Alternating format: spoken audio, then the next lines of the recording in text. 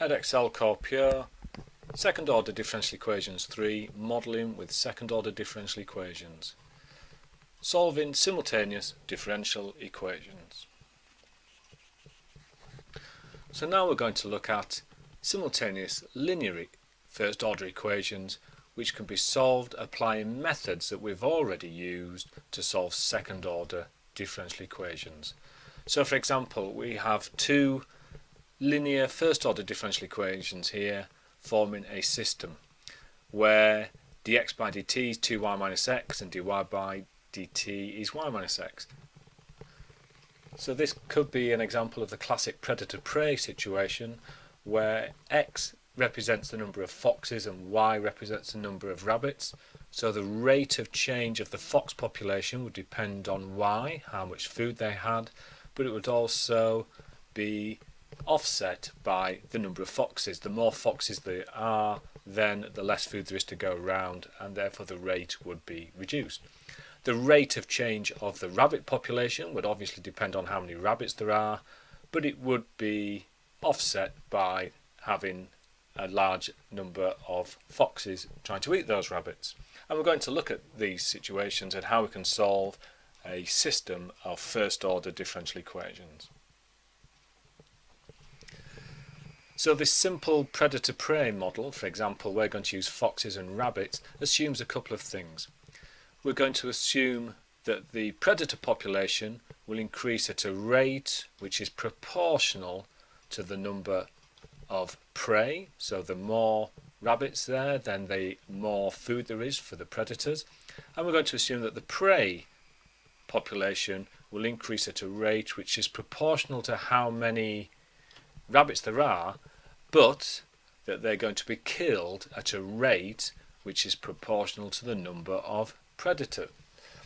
So in other words, if x represents the fox population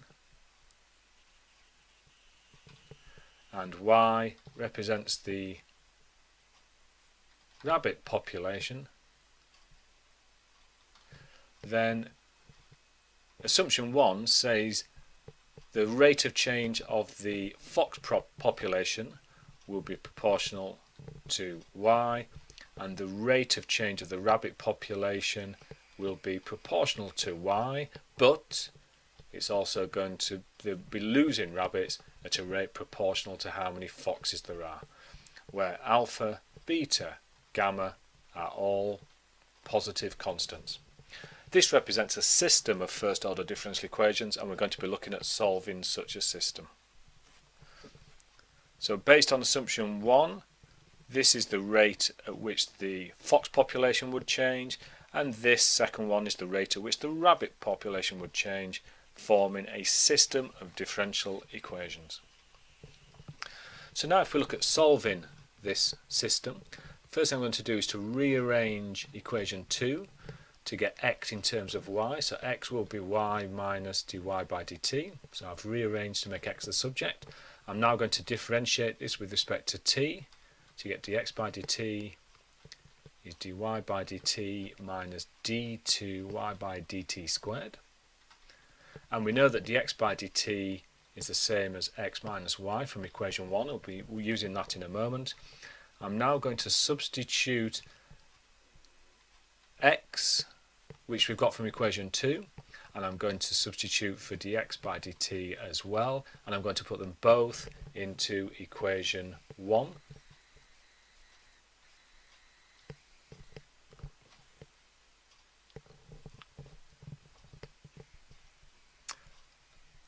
And that will give me dy by dt minus the second derivative of y with respect to t equals x, and we know from this rearranged equation here that x can be written as y minus dy by dt, and the end of equation 1 is a takeaway y.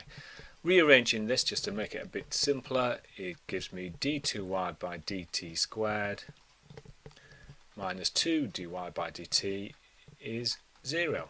And we now have a second order linear homogeneous equation in y which we can go on to look at solving.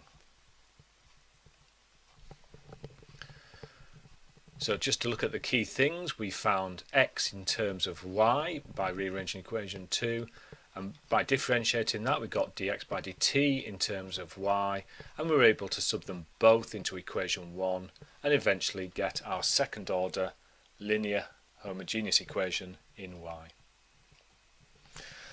So now we can have a look at solving this second order equation.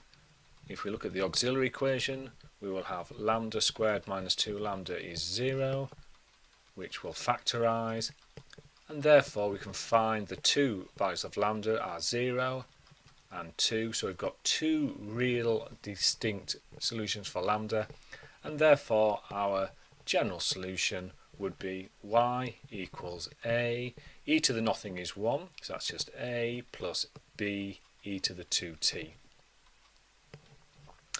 If we now differentiate this, we can see that dy by dt is 2b e to the 2t, and I can now use my rearranged version of equation 2, so that was x is y minus dy by dt, to get x is the y we've just found minus dy by dt, which we've just found as well. And again, simplifying that, we get x equals a minus b e to the 2t. So there's our general solution for x, and we already knew that y was a plus b e to the 2t. So we now have two general solutions for our variables x and y.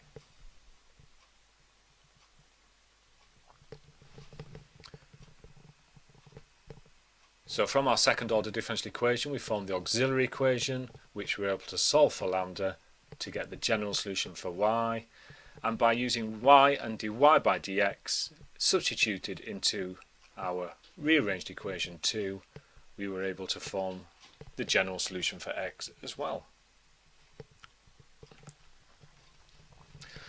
So looking at the general scenario we may come across, dx by dt is based on x, y and a potential function of t, and dy by dt is based on x, y and a function of t as well. In the problems we've just done, both f1 of t and f2 of t were both 0, but the method would still work if we had these more general differential equations to solve. So in these generalized differential equations that we're looking at, in this system that we're looking at here, x and y are the dependent variables and t is the independent variable. So x and y are dependent on what will happen over a period of time t. The system of equations can be solved by differentiating one of the equations, and if we can differentiate one of the equations we can use substitution back into the other equation to find a general solution. The resulting equation can then be differentiated and used to solve for the second variable. Both would be functions of t. In the next video we're going to be looking at finding particular solutions.